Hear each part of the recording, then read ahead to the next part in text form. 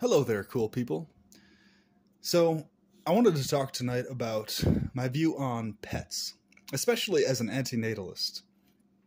So, I highly recommend, in fact, as an antinatalist, if you are especially a strongly emotional person, a strongly empathic person, and feelings really sink into you, and they really get to you, it's best, I would suggest, to not have pets as an antinatalist. So it's somewhat tied into, very similar, in fact, to abstaining, rather, from having kids as an antinatalist. Because if you think about it, there's so many pets being produced all the time, reproducing, and as a note, I'm vehemently against neutering and spaying of animals for many reasons, and I'll talk about that in other videos. So just so you know that, I am against animals being prevented physically from reproducing. I feel that nature should not be physically interfered with in those ways. And I'll talk about that later. But for this particular video, I wanted to cover this point on why I think it's best to not have pets, especially as an antinatalist. So, personally myself, I would much rather never have strong feelings or attachments or emotions develop or be connected to an animal that's close to me, that I've cared for, I cuddle and all these other types of things, just to have it die and me have to put it to death, 10 years out, maybe 18 to 20 years out, if it lives, longer, if it's one of the smaller types of pets. So where it's just guaranteed that you are going to have to do that eventually, or it gets some injury or sickness and some wild animal eats it, So the point is, full well that the animal is going to die some kind of horrific death, or you yourself are going to have to put it to death at some point. You know that. Until technology arises where we can make pets immortal and humans immortal, you're going to have to put the thing to death. So if you're wired like I am personally, I would much rather not have those emotions felt, because when I have to face those situations, it really fucks with me, emotionally and otherwise. I actually much prefer to never have those kinds of connections develop, specifically for that reason. To me, it's not worth facing those emotions later. Now, you may be wired differently. You may be the type of person that's wired according to, you actually would prefer to have the emotions, and you think it's still worth it to have the sadness and, trauma and everything eventually that's guaranteed to come. But to me, it seems very immature for a lot of people to. It seems like people buy pets similarly, based on similar motivations to having kids, and oftentimes pets are used as a replacement for kids, an emotional replacement. And you run into really the same issues though as bringing kids into this world. Very similar ones with having pets. So, a person may make the point of, well, it's kind of like adopting a kid, except you're adopting a pet instead of a kid, and it's less expensive, and so on and so forth. Well, I would suggest that it's far better in many ways, and for many reasons, to adopt an actual living kid of a human species, a human child, if you can, versus getting pets. Obviously, if you can afford it, and if you are able to do that. I know it can be very expensive depending on where it is. But if it's within your means to do so, and you're inclined to do that, it's far better to adopt a living human child than a pet. And if you're a person who gets emotionally shook up by stuff, it really is best to abstain from having pets, because even if you get lonely or are the type of person that gets bored, personally, I don't get bored myself. I'm always self-entertained. But if you're that kind of person who gets bored if you don't have physical cuddly company around, or you get emotionally bothered if you don't have that around frequently, then, it's up to you. But just what I would suggest is make sure to have yourself braced for when that animal dies. You need to get yourself in the headspace of that and be in that headspace well before you have to put the animal to sleep, and well before any of those things happens. Just get yourself in a headspace first, before even getting the animal, that, okay, I am going to have to face this animal dying, and think about that first. Think about what that's going to feel like and what you're going to experience before buying it. And get yourself there ahead of time, okay? this is what I suggest people do with every person they know and every friend, every relative, everything else. Have yourself on the headspace of of you having to face that person being dead before it happens. And you're actually going to be able to live life a lot better that way.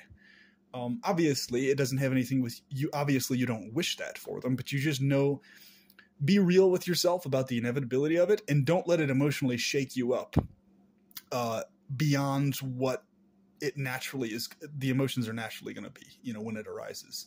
Don't let it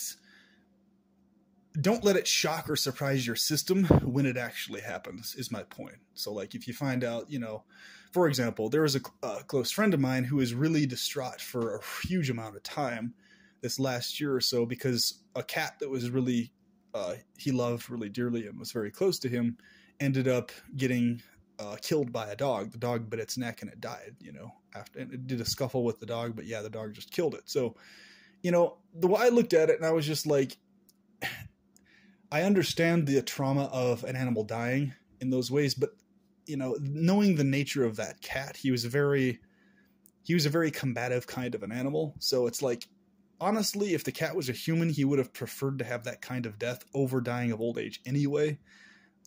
Really, knowing the personality of the cat, you'd understand exactly what I'm saying. So really, the cat got the kind of death it would have preferred if it was a human, honestly, over dying of old age. It was just that personality of cat. It was a scuffler. It attacked and fought other animals and stuff pretty regularly, and that's just kind of how it was, you know?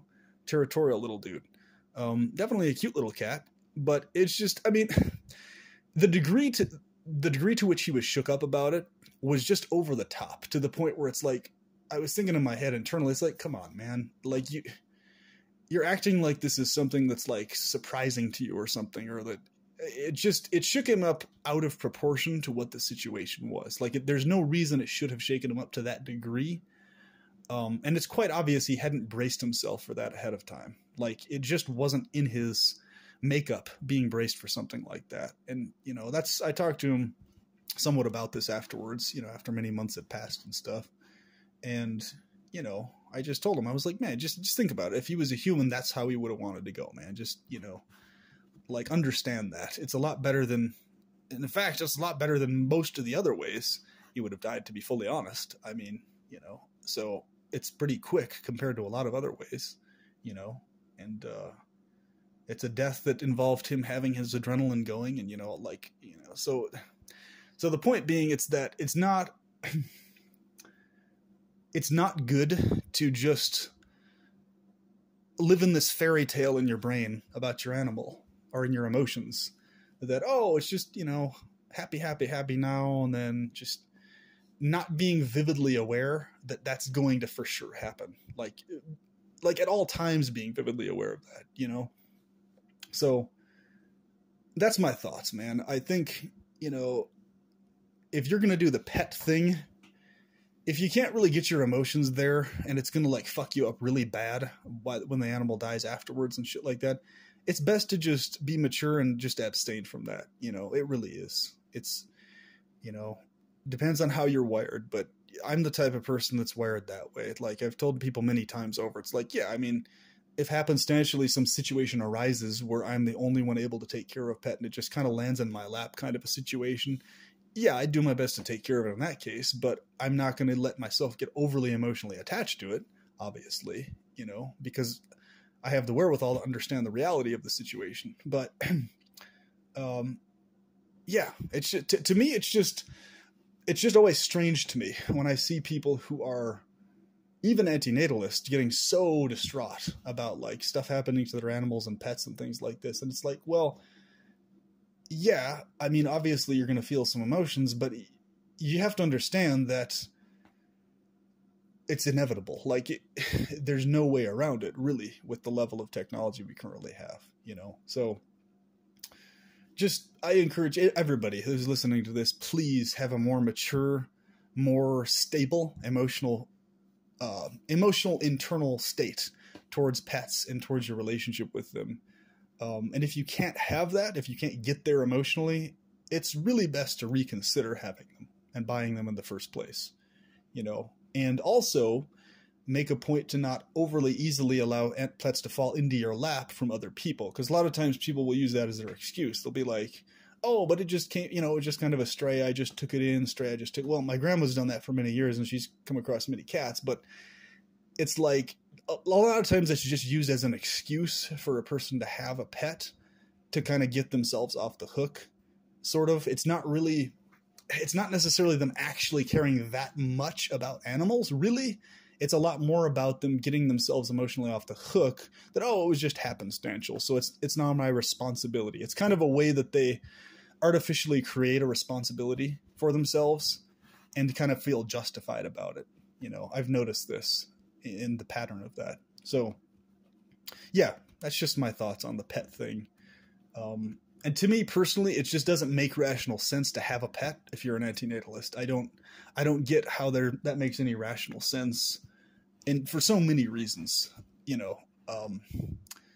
and I can go over that more in other videos too. Once again, for me, there's a very clear distinction between domesticated animals and wild animals and how they're interacted with.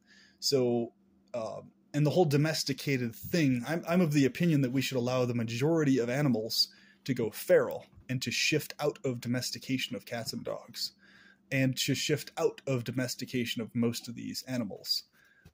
The sooner the better, in my opinion, to where they're at least semi-domesticated or semi-feral, and to where they're more built for living in non-domesticated situations. I think it's going to be a very good thing to shift out of that for most people. And I think antinatalists really should be at the forefront of shifting animals out of domestication as much as possible.